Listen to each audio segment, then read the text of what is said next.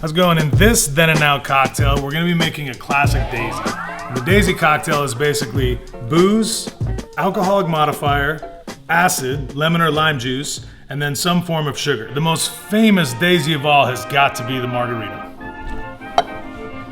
So for this cocktail, we're going to be using tequila. This is a fantastic tequila and one of my favorites. And the reason why it's one of my favorites is because it's still done in a traditional style, using a Tohono wheel.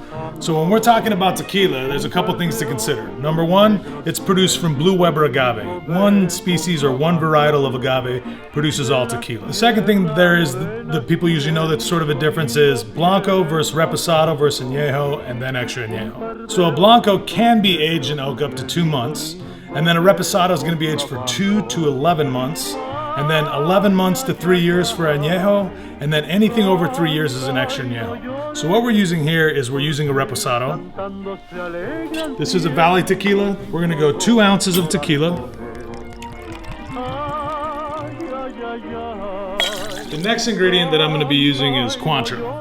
Cointreau is an orange liqueur. Something that's kind of cool about Cointreau, because we have Cointreau or we have triple sec, and typically the difference between Cointreau and triple sec is alcohol percentage. So Cointreau is still 40% alcohol, so it allows me to have a little bit less of a sweet effect. So this is 3/4 of an ounce I'm going to use here. The next ingredient, lime juice. I'm going to use this lime juice, 3/4 of an ounce of lime juice. So I'm making a Daisy, a riff on a Daisy. I'm not making a margarita. If I was making a margarita, I would use 1 ounce of lime juice instead of using 3/4 of an ounce of lime juice, because a margarita is actually a little bit off-balance cocktail, a little bit more on the sour side. And then I'm going to use agave nectar. So I'm going to use this agave nectar, 1/2 ounce.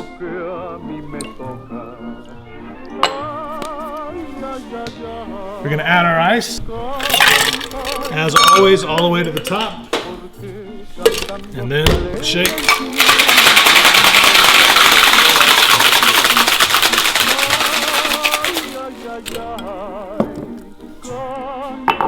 So we're going to put this into a double old-fashioned glass. I'm not a big fan of salt on the rim, but you're certainly welcome to add salt. Sometimes like a black salt is great or a pink salt is great. For me, I just am going to have it without the salt. So again, I double strain because I'm trying to avoid some of those ice chips. And then we're going to garnish with the lime wheel.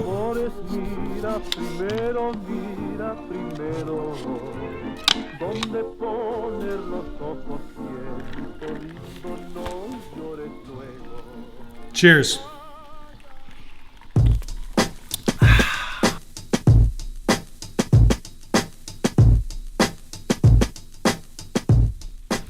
In this then and now cocktail, I'm going to be using traditional ingredients in a modern way. I'm still going to be using booze. I'm still going to be using an alcoholic modifier. Of course, my acid, lemon or lime juice, and then again, some sugar. So the spirit I'm going to be using here is mezcal. Mezcal is, my passion for mezcal. I love mezcal so much. A lot of people sometimes will say mezcal is like a smoky tequila, which is basically blasphemy to me. But at the end of the day, it's just sort of a lack of information that people have about a very traditional and very age-old, generations deep product. If anything, this is the grandpa and tequila is the grandson. The main difference between mezcal and tequila is that mezcal is made from many different types of agave varietals. I know what most people think is that it's different because of the smoke, which is true, because that's the first thing that jumps out, but really what makes mezcal special is the variety in varietals. And I'm going to definitely, without a question of a doubt, be doing an episode in the future where we're talking about agave spirits, where we're talking specifically about mezcal and giving you guys some more information about mezcal specifically, and maybe giving you some ideas about some of the producers. This particular mezcal, Naran, this mezcal is actually from a couple of my buddies that are importing it.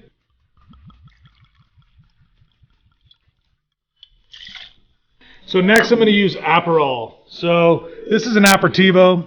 An Apertivo typically is something that has a bitter quality to it, bittersweet quality. I'm sure you've all heard of Aperol Spritz. It's delicious. It's well balanced. For me, whenever I think of a cocktail, I think of having booze, bitters, acid, and sugar sort of all balanced out.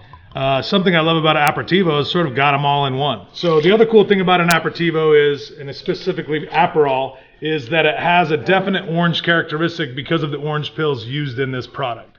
So we're kind of adopting the idea from the last days that we did, or that riff on a margarita, and we're adding this instead of using a traditional orange liqueur. Next, we're going to add our acid.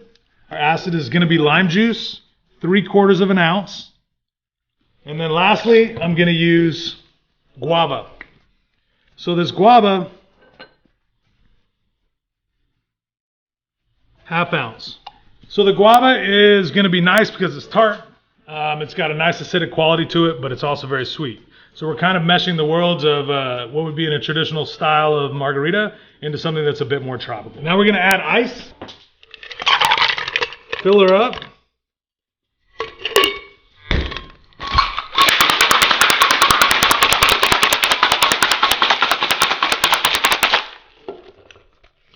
So serious on the shake. You gotta be pretty serious when you shake, you know?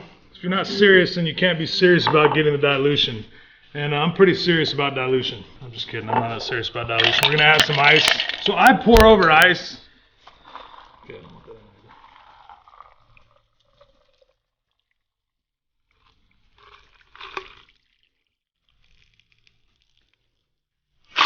Man, look at that color.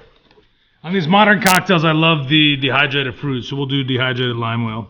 Has a really nice contrast in color. It makes for a very delicious looking cocktail. I'm sure it's going to taste great too. Cheers.